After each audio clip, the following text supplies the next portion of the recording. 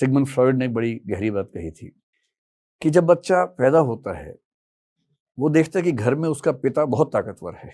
ये क्रिश्चियनिटी के बारे में कह रहे हैं वो बेसिकली। जब भी बच्चे के मन में कोई सवाल आता है वो पूछता है अपने घर में किसी से, किसी को नहीं पता तो सब लोग घर के मुखिया को देखते हैं कि वो जवाब देगा, और वो आमतौर पर जवाब दे भी देता है, बेशक झूठे जवाब दे पर दे देता है। जैसे बच्चे ने पूछा कि खरबूजे के अंदर चीनी किसने डाली, मीठा कैसे हो गया। अब बाप को नहीं पता बायोलॉजिकल प्रोसेस कैसे कैसे होता है कोशिकाओं में, तो उसने कहा जब तुम सो रहे थे भगवान जी आए थे, चीनी डाल के गए थे। वाहियात उत्तर है, पर उस बच्चे को ये भरोसा हो जाता है कि इसको ये भी पता है।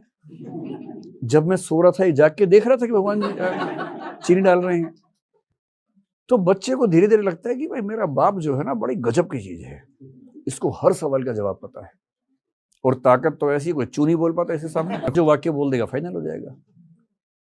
तो उसके मन में आता है कि मेरे घर के अंदर एक सत्ता है जो सर्वशक्तिमान है और सर्वज्ञ है। फिर आगे चलकर उसको समझ में आने लगता है कि ये दुनिया रैंडम है और इस बात की गारंटी नहीं है कि भगवान ने बनाई हो। आगे चलकर ये भी समझ में आने लगता है कि मेरे पिता सर्वज्ञ नहीं है, सर्वशक्तिमान नहीं है।